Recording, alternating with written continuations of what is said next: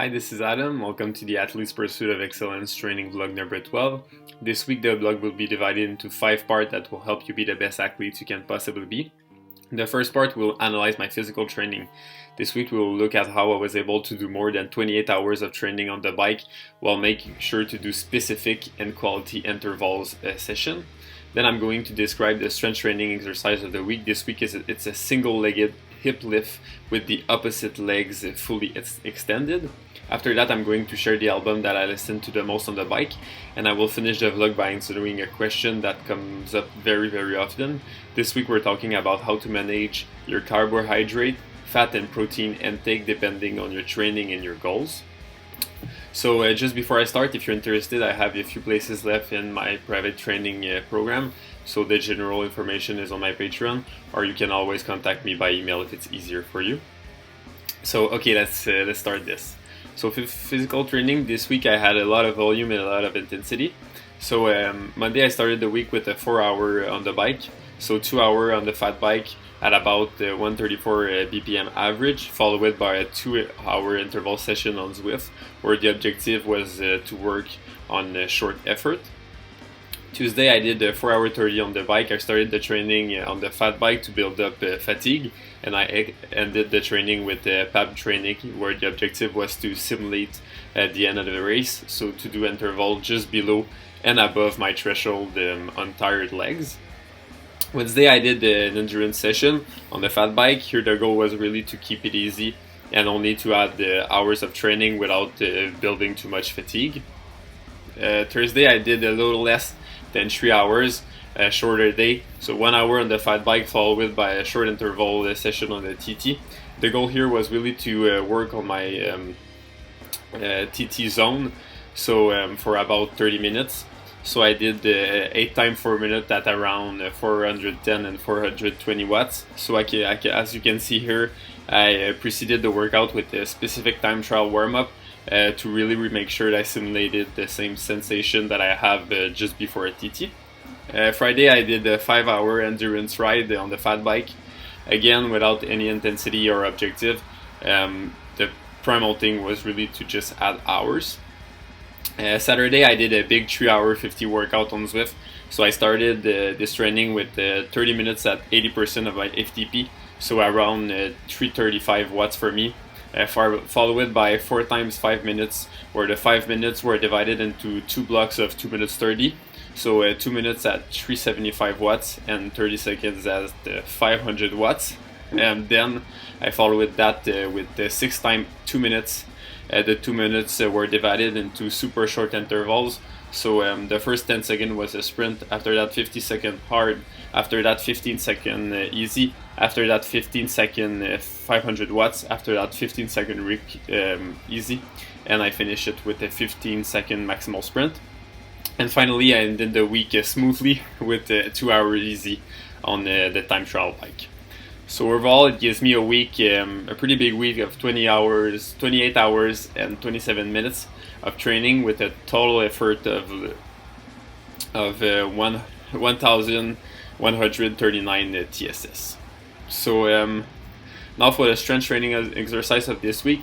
This week we'll analyze a core exercise together. So this week the exercise is a one-legged hip lift with the opposite leg extended. So the goal here is really to make sure that our glutes are really engaged and to keep our opposite leg as straight as possible. This is really an essential exercise for cyclists because it allows us to engage muscles that are essential to our stability on the bike, and that in addition to forcing us to really do it with a posture that requires the same flexibility that is required on the bike. So if you're interested, the exercise is one of the 15 other cycling specific strength exercises of January. You can access this on my Patreon, and if you're interested, you can also have a similar custom program that I give to all the athletes that I coach privately, in addition to everything else that I provide them. So now let's go to the mental training of this week. This week we're talking about confidence. So first we will hear the mental performance expert Mario Arroyave explain his favorite way to increase confidence. Then I'll continue on with the same subject and explaining how we can use visualization, affirmation, and posture to increase our confidence almost instantly. So let's start and let's listen to Mario. Good morning. Adam has asked me for his vlog to answer the question, how do you increase confidence? Now that question is a complicated question. It actually doesn't have a single answer in my professional opinion. However, I think that the first place that we should go is to learn and experience. Now what I mean by this is whatever thing it is that you are looking to increase your confidence in. Number one, learning about that thing, studying that thing, watching videos about that thing, reading about that thing, just educating yourself on what it is you're trying to increase your confidence in. But the second thing, vitally as important, is also experiencing that thing. So going out yourself and doing that thing, performing that particular action, because both of these things, what they ultimately will do is they will ultimately make you familiar with that thing that you are looking to increase your confidence in. And as we become more familiar with that particular thing, we begin to see that it's actually probably not as difficult as we once had imagined. Thus, the reason why confidence increases. So thanks, Mario. Super quickly, if I sum up what Mario just told us, he told us to be confident in something, we need to make sure to learn about the thing in question and to experiment with the thing in question, so the thing in particular become familiar to us and therefore less intimidating and uncertain. In other words, we could say that the confidence is competence. So confidence comes primarily from quality work and is increased with training and competition. So true confidence is gained with practice and originate with the acknowledgement of the excellent work that is needed to be fully ready to perform optimally. Having the ability to achieve our personal standard of excellence day in and day out, no matter how we feel, result inevitably in augmentation of self-trust. So really need to remember that action doesn't need confidence. Confidence is built through action. So now let's explore some quick way to almost instantly increase our confidence. So I will read the text for you and I really encourage you to follow with me. Visualize, affirm, and embody your personal highlight reel. Notice and micro-celebrate when you are being great. To recognize and honor behavior that you are proud of will make them easier to repeat. Know that what you did wrong so you can learn and improve. Only let the solution occupy consciousness and release everything else that is not helpful to solving the problem. Like when you are riding a bike, you don't look or think about the things you don't want to hit. You look or think about the things you want. You look and think about what you need to do to arrive where you want to be. Visualize. To increase confidence, connect to the best version of yourself with visualization. Recall an event where you were at your most powerful so you can feel that sense of triumph and use it as a bridge to connect to your highest self. Prime yourself for a great performance, seeing yourself successfully executing what you want to achieve. Before you perform, enter your ideal state of mind with a memory of you when you were at your best. Visualize yourself responding utterly in the process and in the face of potential obstacle. If this happened, then I respond like this. Be extremely clear in your visualization practice. Include emotion, action, and feeling. With deep visualization, you are literally changing yourself because your brain cannot see the difference between visualization and real action. Your mind and body will adapt to the situation whether it is real or imaginary. Both happen in consciousness, therefore they are treated equally. Visualization is only valuable if it helps you translate what you visualize into the real world. Affirm. Constantly remind yourself of what makes you great and of who you want to become. Use people you admire to guide your action and therefore guide your identity. Each time you face a crucial choice, ask yourself, what would insert a role model do in this situation? Mine, what would GSP do? Embody. How you hold yourself has a great impact on how you feel. Your body greatly influences your mind. That being said, you must consult your value to supervise how you act and use those actions to guide how you feel rather than letting your feeling guide everything you do. Your practice is to act as if you already are the best version of yourself. because embodying your optimal self more and more regularly is essential to becoming it. Create a warrior walk. Project to the outside what you want to feel in the inside. Let your posture guide your emotion. Stand straight with your heads up and your chest pump. Project focus, presence, pride, confidence, and dignity. Use your breath to bring them all together in a calm and readiness way.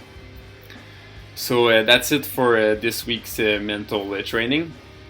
So now the album that I listened to the most during my training this week is a Panopticon album, Roads to the North.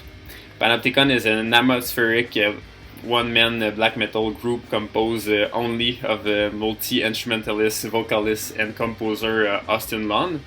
So just by looking at the cover, you can understand why this is the album of the week. With all the time I spent in the forest this week, the music matched the atmosphere really perfectly with the cold weather.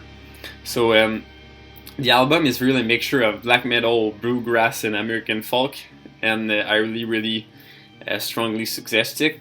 It's really a complex album that will probably ask you multiple listen if you are not used to this type of music, but really trust me, the melody, the emotion, the atmosphere that the music provide are really worth the effort. So now let's switch to the question of the week. This week it comes from Simon Bordelot, who asked me the ideal percentage proportion between protein, carbohydrate, and lipids.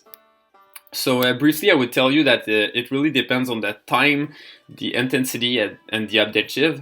So for example, it's certain that before a competition or a week of high-intensity training, I will prioritize a diet that is mainly high in carbohydrate and low in fiber. On the other hand, if you plan to do a week of volume at lower intensity, where the goal is to really train your body and use lipid as fuel, I think you should eat a diet that is higher in lipids. Personally, my protein intake does not really change considerably, since they are not a principal like source of energy, but rather I use them as they are used to repair muscle. So that said, it is certain that if, for example, I wanted to increase my muscle mass, I would did more training and I will increase my protein intake, more weight training. Sorry, I just did say more training. So from a daily point of view, if we know from, for example, that let's say tomorrow the training will be very high intensity, we can make sure to eat a diet that is really high in carbohydrate in the evening and in the morning before the training. So for example, we can eat rice in the evening and oatmeal in the morning. On the other hand, if tomorrow is a low intensity training, we can fill our plate, let's say, with high fiber food and quality lipids, or for example a salad with nuts and fish in the evening, and in the morning we can do like an omelette with a lot of vegetable. So yeah, that's pretty much it for the week. Thank you very much for listening. I hope you learned something that will help you in your development. I hope to see you in vlog number 13, and in the meantime I wish you a very great week of training. So bye bye.